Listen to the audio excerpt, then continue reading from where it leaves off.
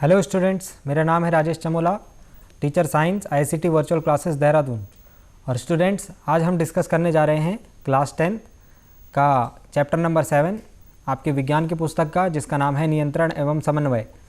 Students, इस chapter को हम पिछले कई लेक्चर से पढ़ रहे हैं और धीरे धीरे हम इस चैप्टर के लास्ट पार्ट की तरफ पहुंच रहे हैं। हमने पिछले कुछ लेक्चर्स में ये समझा था कि नियंत्रण एवं समन्वय जंतुओं में एक तंत्रिका ऊतक द्वारा किया जाता है, जिसकी जो मूलभूत इकाई है वो है तंत्रिका कोशिका। हमने तंत्रिका कोशिका की संरचना को समझा था और किस प्रकार से संकेतों का आदान प्रदान तंत्रिका कोशिका से ऊतक में होता है, इस बात को समझा था। इसके बाद हम एक मानव मस्तिष्क और हमने प्रतिवर्ती क्रिया, प्रतिवर्ती चाप को समझा था कि किस तरीके से हमने देखा था कि प्रतिवर्ती क्रिया के लिए जो मेरु रज्जा है वहाँ से संकेतों का आदान प्रदान किया जाता है, बजाय कि मस्तिष्क से। वहाँ पर जो कंट्रोल की जाती है वो मेरु रज्जा से किया जाता है। इसके बाद हमने मानव मस्तिष्क को पढ़ा था अपने पिछले लेक्चर में। हमने वहाँ देखा था पिछली क्लास में कि मानव मस्तिष्क जो है वो मुख्य समन्वय तंत्र की तरह कार्य करता है। ये हमें सोचने की शक्ति देता है, जो सोचने की शक्ति एवं उस पर आधारित जो हमको काम करना है, जो एक्शन लेना है, उसकी जो हमको क्षमता मिलती है वो मानव मस्तिष्क से मिलती है। हमने ये भी देखा था कि जो केंद्रीय तंत्रिका तंत्र है वो मानव मस्तिष्क और मेरु रज्जा इन दोनों से मिलकर के बना होता है। मस्तिष्क के डिफरेंट पार्ट्स को हमने डिस्कस किया था, जिसमें हमने 3 पार्ट्स बोले थे: अग्र मस्तिष्क, पश्च मस्तिष्क एवं मध्य मस्तिष्क। हमने देखा था डिफरेंट प्रकार के जो क्रियाएं होती हैं, जैसे जो ऐच्छिक क्रियाएं हैं या अनैच्छिक क्रियाएं हैं या प्रतिवर्ती क्रियाएं हैं। प्रतिवर्ती क्रियाएं तो हम डिस्कस कर चुके हैं कि मेरु रज्जा द्वारा नियंत्रित होती है मेनली, लेकिन जो ऐच्छिक क्रियाएं हैं वे सारी मोस्ट ऑफ देम अग्र मस्तिष्क द्वारा कंट्रोल की जाती थी। इनमें से कुछ क्रियाएं जैसे कि ऐच्छिक पेशी की गति, और एक इम्पॉर्टेंट बात आपको बताई कि जो भूख लगने से संबंधित है वो क्रिया किससे की जाएगी? हमारे अग्र मस्तिष्क द्वारा। इसके बाद मध्य मस्तिष्क और पश्च मस्तिष्क द्वारा मोस्टली जो अनैच्छिक प्रकार की गतिविधियां हैं, अनैच्छिक प्रकार की क्रियाएं हैं, वे कंट्रोल की जाती हैं। पश्च मस्तिष्क के भी हमने 1-2 केंद्रों को बारे में जाना था, जो जैसे कि मेडुला, पोन्स एवं अनुमस्तिष्क। इसमें हमने देखा था कि जो पोन्स है वो श्वसन संबंधी क्रिया के लिए, मेडुला जो है वो श्वास संबंधी लार आना जैसी क्रिया के लिए, एवं अनुमस्तिष्क जो है शरीर का संतुलन बनाए रखने जैसी क्रिया के लिए रेस्पॉन्सिबल होता है। इन चीज़ों को डिस्कस करने के बाद आज हम देखते हैं कि जो हमने अब तक जो डिस्कस किया कि जो मनुष्यों में या फिर जंतुओं में जो समन्वय का कार्य है, हमने मनुष्यों में देखा कि एक मानव मस्तिष्क द्वारा समन्वय का कार्य किया जा रहा है, क्योंकि यही एक तंत्र है जो कि समन्वय के लिए मोस्टली पूर्ण रूप से जिम्मेदार है। अब हम बात करते हैं कि जो पादप हैं, पेड़ पौधे हैं, उनमें ये समन्वय का कार्य किस प्रकार से किया जाता है। क्या उनमें भी कोई तंत्रिका ऊतक होता है? क्या उनमें भी तंत्रिका कोशिका से के बीच में जो संकेतों का आदान प्रदान है वो वैद्युत रसायन प्रक्रिया द्वारा होता है? जैसे कि हमने देखा था कि तंत्रिका ऊतक में एक कोशिका से दूसरी कोशिका या फिर कोशिका के भीतर जो संकेतों का आदान प्रदान था वो तो वैद्युत आवेग के रूप में हो रहा था, लेकिन एक कोशिका से, एक तंत्रिका कोशिका से दूसरी तंत्रिका कोशिका तक संकेत जो हैं वो वैद्युत रसायन प्रक्रिया से वैद्युत रसायन संकेतों के रूप में कन्वर्ट करके पहुंचाए जा रहे थे। क्या इस प्रकार का कोई यंत्र, इस प्रकार की क्रियाएं या फिर इस प्रकार का कोई ऊतक पादपों में भी होता है? आज हम इस चीज़ को एनालिसिस करेंगे, इस बात को समझेंगे कि जो मनुष्यों में समन्वय हमने अभी तक देखा वो पादपों में समन्वय से किस प्रकार तक, किस हद तक अलग है। स्टूडेंट्स, पादपों में समन्वय पे यदि बात की जाए तो पादपों की जो गतियां हैं वे 2 प्रकार की होती हैं। 2 प्रकार की कैसे? एक तो वृद्धि से संबंधित गति होती है और एक जो गति होती है जो कि वृद्धि से संबंधित नहीं होती है, या फिर हम ऐसा कहें कि पादप की जो 2 गतियां होती हैं उनमें से एक प्रकार की ये होती है कि जो वृद्धि पर निर्भर करती हैं और दूसरी उसकी ग्रोथ पर, उसकी वृद्धि पर निर्भर नहीं करती। जैसे फॉर एग्जांपल हम बात करते हैं, एक पौधा होता है छुई मुई का पौधा। यदि छुई मुई के पौधे को हम टच कर लेते हैं तो उसकी पत्तियां क्या हो जाती हैं? मुरझा जाती हैं, एवं पौधा जो होता है वो झुक जाता है और वो सिकुड़ जाता है। ये प्रकार की जो गति है, ये हमने जो एग्जाम्पल लिया अभी छुई मुई के पौधे का, ये जो गति है स्टूडेंट्स, ये है वृद्धि पर निर्भर गति नहीं है, है ना। ऐसा नहीं कि पौधा वृद्धि कर रहा है और उस बीच ये गति हो रही। पौधा जिस छुई मुई का पौधा जिस हद तक विकसित हो चुका है, आप कभी भी उसमें क्रिया करके देखेंगे तो आपको ये चीज़ महसूस होगी। अब यहाँ पर समझने वाली बात यह है कि ऐसा कौन सा तंत्र है जिसने इस प्रकार के क्रियाकलाप को या फिर इस समन्वय को जो काम हुआ है उसको करवाया। मतलब कि हमने छुई मुई का पौधा छुआ और वो सिकुड़ गया, उसकी पत्तियाँ सिकुड़ गई। ये कैसे हुआ? क्या इसमें भी कोई, इस पौधे में भी कोई तंत्रिका ऊतक लगा होता है? तो स्टूडेंट्स यहाँ पर समझने वाली बात यह है कि जो पादप ऊतक है, जो पादप है, उसमें ये क्रिया पौधे जो करते हैं वो जल की मात्रा को कंट्रोल करके करते हैं, है ना। जल की मात्रा को कंट्रोल करके पत्तियों में सिकुड़न आ जाती है या फिर फैलाव हो जाता है। इसको हम आगे डिस्कस करते हैं। फिलहाल हम पहले लिखते हैं कि पादप की जो गतियां हैं वो कितने प्रकार की होती हैं और किस किस प्रकार से होती है। तो इसको समझते हैं। सबसे पहले आज का जो हमारा टॉपिक है वो है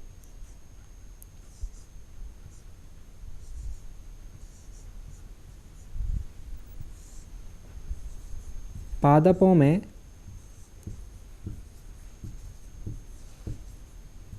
समन्वय, यानी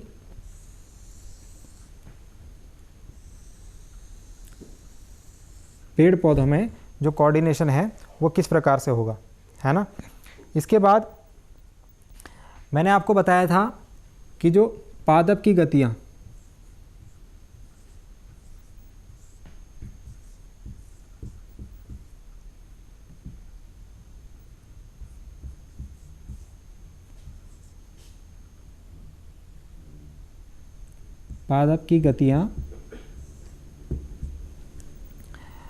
दो प्रकार से होती हैं।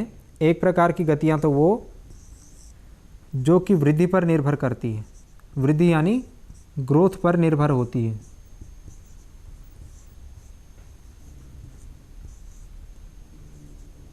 और दूसरी प्रकार की गतियां वो जो कि वृद्धि पर निर्भर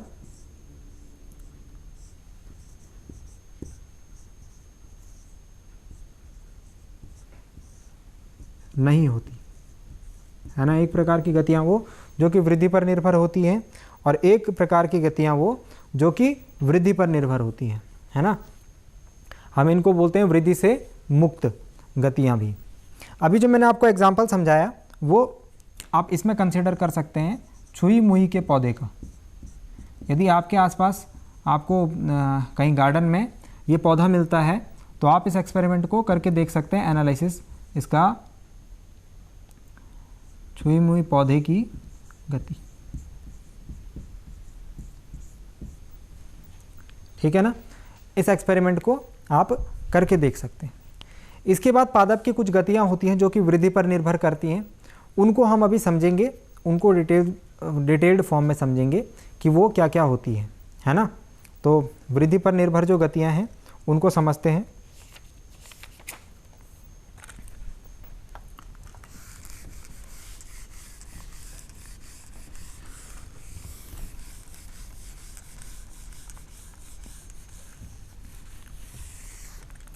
जब कोई पौधा ग्रोथ करता है, सपोज़ मैं यहाँ पर एग्जांपल लेता हूँ किसी बेल वाले पौधे का, जिसकी बेल होती है, जैसे कि मटर का पौधा।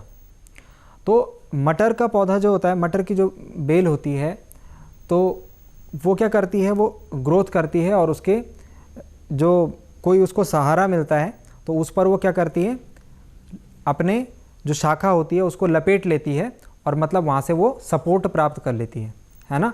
यदि आपने देखा होगा आपके आसपास, तो इस तरीके से वो क्या करती है, जो उसको सपोर्ट मिलता है उस पर वो वृद्धि करते रहती है, ऊपर बढ़ते रहती है। ठीक है ना। तो इस प्रकार की जो गति होगी, इस प्रकार की जो क्रिया होगी पौधे के द्वारा, उसको हम कहेंगे प्रतान की गति। प्रतान की गति, प्रतान की गति में समझ गए कि जो हमने देखा कि जो बेल है वो आई और उसको इस प्रकार का हम क्या करते हैं, जैसे हमारे घर में कोई हम बेल वाली सब्जी उगाते हैं ना, तो जैसे वो थोड़ा सा बड़ा होता है तो उसको एक धागे से बांध के और वो धागा ऊपर टांग देते हैं। ऐसा क्यों करते हैं? क्योंकि वो धागे से सपोर्ट ले लेता है, फिर वो धागे में ऊपर तक चढ़ जाती है ना। तो आप उसकी बेल देखना, वो धागे के चारों तरफ क्या हो जाती है, कुंडलित हो जाती है, एक तरीके से उसको लॉक कर लेती है। इस प्रकार की जो गति होगी वो वृद्धि पर निर्भर गति होगी। जैसे जैसे पौधा ग्रोथ करेगा, जैसे जैसे पौधे में वृद्धि होगी, वैसे वैसे वो बढ़ता जाएगा और उसमें प्रतान आपको देखने को मिलेंगे। तो इस प्रकार की गति को हम बोलते हैं प्रतान की गति। सेकंड, दूसरे प्रकार की जो गति है जो कि वृद्धि पर निर्भर गति है, इसको हम कहते हैं प्रकाशानुवर्तन।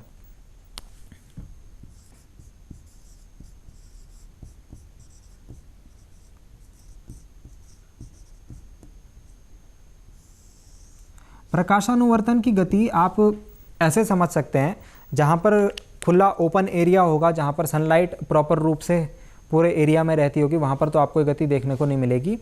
हाँ, हालांकि जिस प्रकार जैसे हम लोग क्या करते हैं आजकल के टाइम पर, रूम्स के अंदर भी छोटे छोटे प्लांट्स, छोटे छोटे पौधे हम उगाते हैं, क्योंकि उतना स्पेस रह नहीं गया है, तो हम रूम के अंदर भी क्या करते हैं, छोटे छोटे पॉट्स में हम पेड़ पौधे लगाते हैं, है ना, छोटे छोटे पौधे लगाते हैं।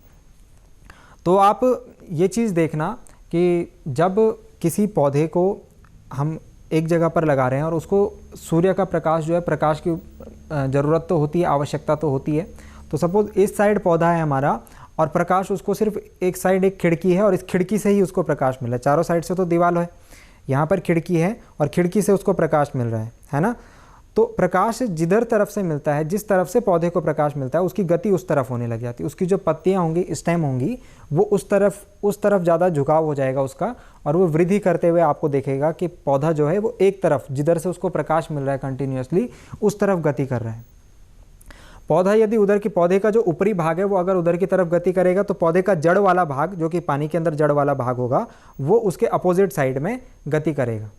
ठीक है, तो इस प्रकार की जो गति है उसको हम कहते हैं प्रकाशानुवर्तन, मतलब पौधे की जो ऊपरी भाग है उसके प्रकाश की तरफ की गति, प्रकाश की ओर गति। तो ये आपको देखने को मिलेगा, या चाहो तो आप इसको एक्सपेरिमेंट कर सकते हो घर में, कि रूम चारों तरफ से जो बंद रूम होता है उसमें एक साइड से छोटी सी खिड़की होगी, तो आप क्या करना, उस खिड़की के सामने एक छोटा सा बाउल रखना, उस बाउल में पानी ले करके किसी पौधे को रखना और फिर देखना उसकी ग्रोथ जो है 4-5 दिन बाद या कुछ टाइम बाद उसकी ग्रोथ उस खिड़की की साइड होगी, जहाँ से उस खिड़की से सूर्य का प्रकाश उस पौधे को मिल रहा है। तो ये जो गति है ये भी तो वृद्धि पर निर्भर है। जैसे जैसे पौधे की वृद्धि होगी वैसे वैसे वो जिस तरफ से उसको प्रकाश मिल रहा है उस तरफ वो ज़्यादा झुकेगा। इसके बाद जो तीसरे नंबर की गति है जिसे हम कहते हैं जलानुवर्तन।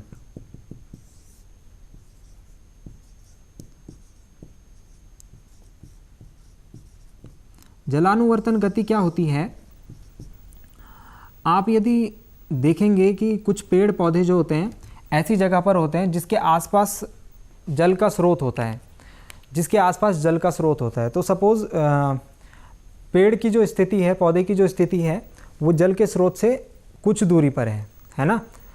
तो पेड़ की जो जड़ है वो जल की खोज में उस स्रोत की तरफ बढ़ने लगती है, क्योंकि वहाँ से जल की जो उपस्थिति है वो ईजिली हो जाती है ना। तो इस प्रकार की जो गति है पौधे की, उसको हम बोलते हैं जलानुवर्तन, मतलब जड़ जो है वो जल की तरफ, जल के स्रोत की तरफ गति कर रही है। तो इसमें आप इसको लिख सकते हैं, जड़ों की जल की ओर गति।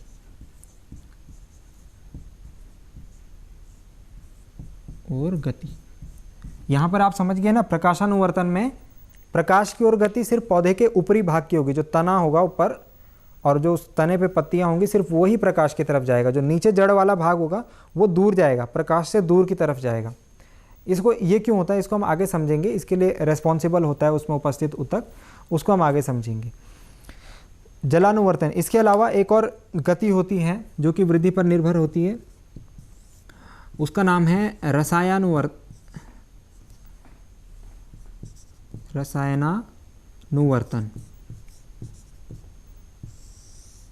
तो इसके नाम से आपको स्पष्ट हो रहा होगा कि जो ये केमिकल चेंज है किसी पौधे में उससे रिलेटेड है। तो अभी हम जब नेक्स्ट चैप्टर में बात करेंगे जनन के ऊपर, तो वहाँ पर ये रसायनानुवर्तन आपको समझ में आ पाएगा कि ये क्या है। ये कोई केमिकल चेंजेस होंगे पौधे के अंदर, तो उससे रिलेटेड जो गति होगी उसको बोलेंगे रसायनानुवर्तन। जैसे जैसे पौधा ग्रो करना स्टार्ट होता है उससे संबंधित। इसके बाद एक प्रकार की गति और है जिसको हम कहते हैं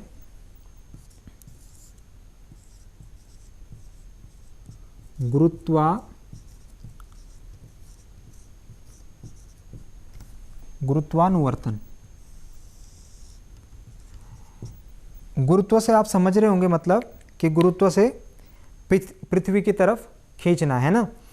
लेकिन यहाँ पर दो प्रकार का गुरुत्व होता है, एक तो पृथ्वी की तरफ खींचने वाला है ना, और एक उसके अपोजिट जाने वाला। जैसे कि सपोज हम कोई बीज यदि बोते हैं तो उसमें से एक जड़ वाला भाग निकलता है और एक तना वाला भाग निकलता है। तो जो जड़ वाला भाग है वो मिट्टी के अंदर जाता है, यानी पृथ्वी की तरफ जाता है। लेकिन जो ऊपर वाला भाग है, तना वाला भाग, वो उसके अपोजिट डायरेक्शन है, पृथ्वी से दूर की तरफ जाता है ना। तो यहाँ पर जो दो प्रकार का गुरुत्व दिखेगा उसमें एक तो इसको ऋण गुरुत्व बोलते हैं और शीर्ष गुरुत्व, मतलब जो बीज का जड़ वाला भाग है वो पृथ्वी की तरफ गति करेगा, और जो तने वाला भाग है वो पृथ्वी से दूर की तरफ यानी अपोजिट डायरेक्शन में गति करेगा। तो इसमें लिख सकते हैं गुरुत्व के कारण या गुरुत्व से संबंधित। ओके, तो इस प्रकार की गतियां जो हैं हमने अभी देखा कि पौधे की पादप की जो गतियां हैं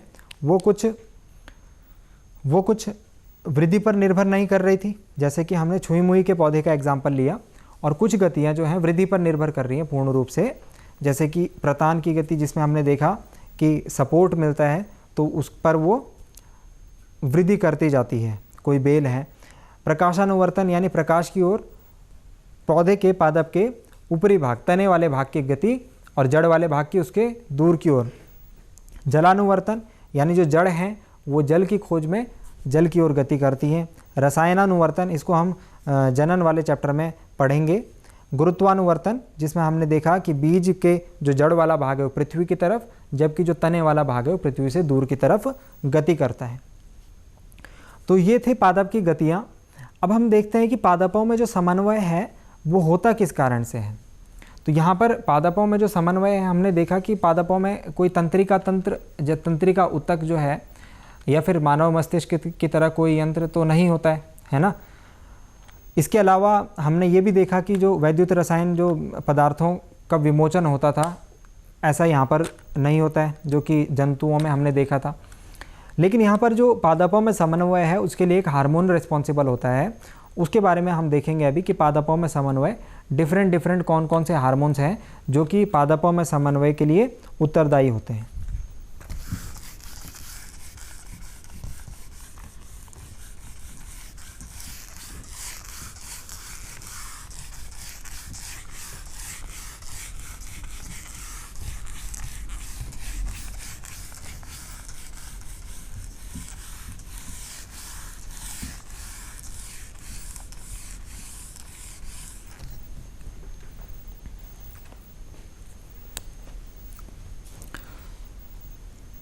तो एक हार्मोन है, पादपों में जो समन्वय होता है वो पादप हार्मोन के द्वारा होता है।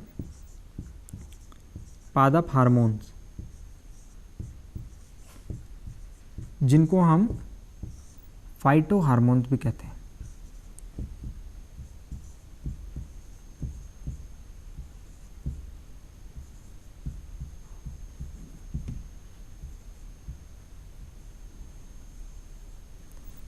पादपों में जो समन्वय होता है वो पादप हार्मोन्स या फाइटो हार्मोन्स के द्वारा होता है।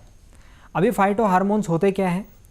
कुछ पादप हार्मोन्स होंगे, कुछ का काम होगा कि कोशिका का विभाजन करना, है ना, फल को बनाना, कुछ का काम होगा कि फल को हेल्दी बनाना, कुछ का काम होगा पौधे की ग्रोथ करना, कुछ का काम होगा पौधे की ग्रोथ को रोकना या नियंत्रित करना। तो हम वन बाय वन देखते हैं कि पादपों में समन्वय वन बाय वन इसके लिए कितने हार्मोन्स रिस्पॉन्सिबल होते हैं। तो नंबर वन हम जिस हार्मोन को पढ़ेंगे, नंबर वन जिस हार्मोन को हम पढ़ते हैं वो है ऑक्सिन। तो आपको इन हार्मोन से संबंधित इनके नाम पता होने चाहिए और इनके क्या काम है, बस ये दो जानकारी आपको होनी चाहिए। तो जो ऑक्सिन हार्मोन है इससे संबंधित दो पॉइंट्स ये हैं कि एक तो ये कोशिका विभेदन में मदद करता है। ऑक्सिन हार्मोन कोशिका विभेदन में सहायता करता है।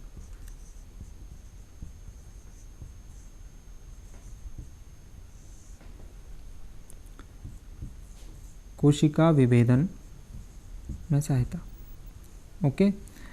इसके अलावा जो फलों का बनना है या फिर हम कहें कि फलों की वृद्धि, फलों की वृद्धि के लिए भी कौन सा हार्मोन रिस्पॉन्सिबल होता है पौधों में, वो है ऑक्सिन हार्मोन, फलों की वृद्धि। और इसके अलावा एक और पॉइंट आपको इसमें ध्यान रखना है, जो ऑक्सिन हार्मोन है वो कोशिका की लंबाई में वृद्धि, कोशिकाओं की लंबाई में वृद्धि के लिए भी रेस्पॉन्सिबल होते हैं। तो 3 पॉइंट्स आपको ऑक्सिन से रिलेटेड ध्यान में रखने हैं।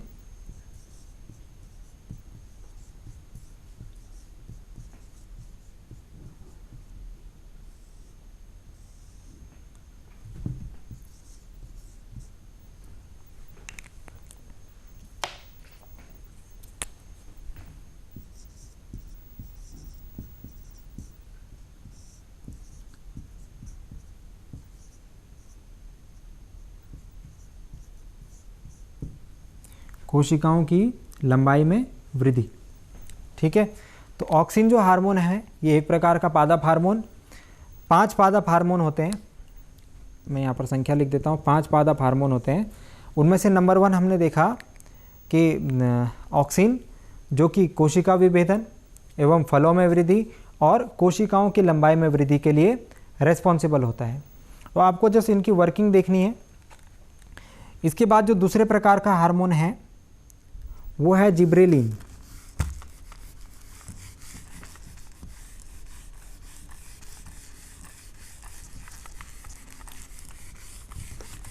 नाम इनके थोड़ा डिफरेंट है बट आपको याद रखने होंगे, ओके। तो दूसरा जो पादप हार्मोन है उसका नाम है जिब्रेलिन।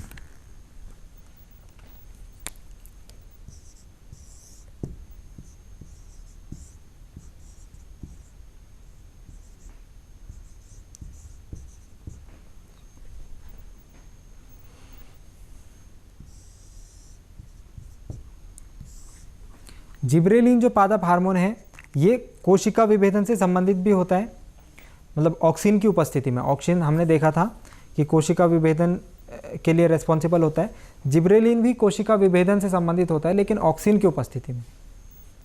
इसका जो मेन फंक्शन है वो तनों में वृद्धि, तने वाले भाग में वृद्धि या फिर फलों और तनों दोनों में। तो फलों एवं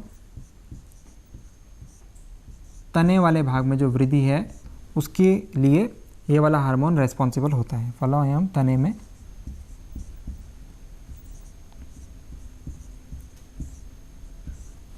वृद्धि, ठीक है। तो जिब्रेलिन हो गया सेकंड नंबर का। इसमें हमने देखा ये भी कोशिका विभेदन से रिलेटेड है लेकिन ऑक्सिन की उपस्थिति में, ठीक है। तो एक पॉइंट ही आपको इसमें ध्यान रखना है कि फलों एवं तनों में वृद्धि के लिए रेस्पॉन्सिबल होता है। नंबर 3 पे हम जिस हार्मोन को पढ़ेंगे वो है साइटोकाइनिन।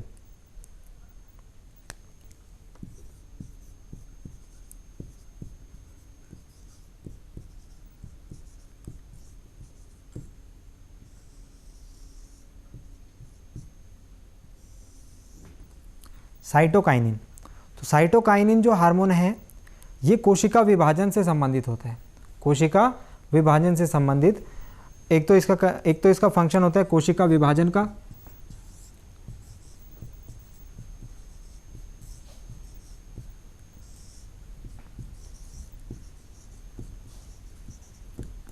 है ना। और कोशिका विभाजन की जो प्रक्रिया है वो मोस्टली होती है फलों के लिए। तो इसमें इसका दूसरा फंक्शन आपको ध्यान रखना है कि ये जो है फलों के खिलने में, फ्रूट्स की ग्रोथ में जो है, फलों के खिलने में सहायता प्रदान करता है।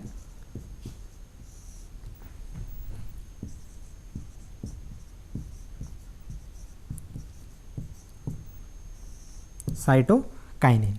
ओके, तो अब तक 3 हार्मोन्स को हम पढ़ चुके हैं। Number 1 is auxin, number 2 gibberellin, number 3 is cytokinin.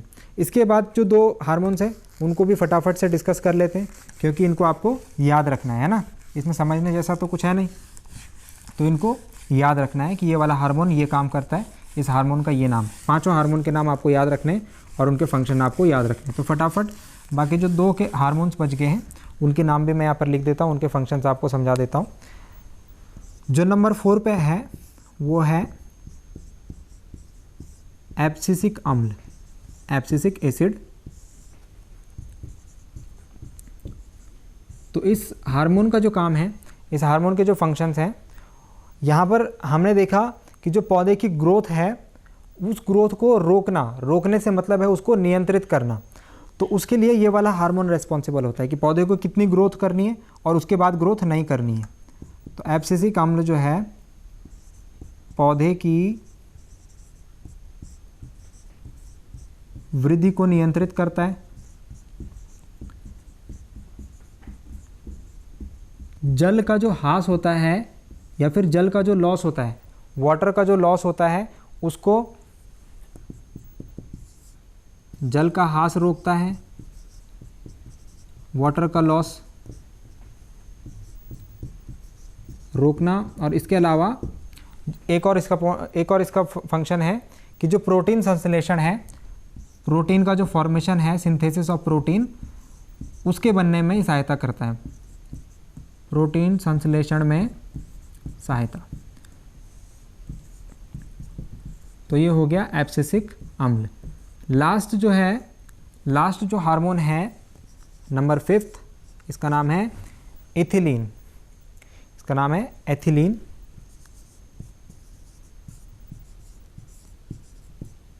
इसके जो फंक्शंस होंगे, एथिलीन का जो फंक्शन है वो है फलों को पकने के लिए प्रेरित करना,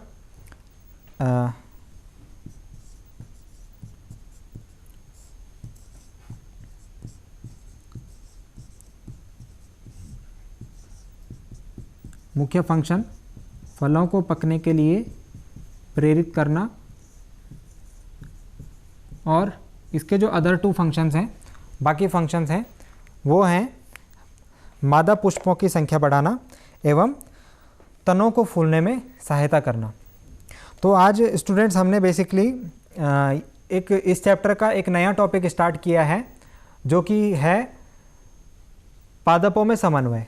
अभी तक हम देख रहे थे जंतुओं में समन्वय, जंतुओं में कोऑर्डिनेशन किस प्रकार से हो रहा है। आज हमने स्टार्ट किया पादपों में समन्वय। पादपों में समन्वय में हमने देखा कि जो पादपों की गतियां हैं वो 2 प्रकार से, वृद्धि पर आधारित और वृद्धि पर निर्भर नहीं, वृद्धि से मुक्त। इसमें हमने कुछ गतियां पढ़ी जो कि वृद्धि पर आधारित थी। इसके बाद हमने देखा कि जो पादपों में समन्वय के लिए पादप हार्मोन्स होते हैं, उन्हें फाइटो हार्मोन्स भी कहते हैं।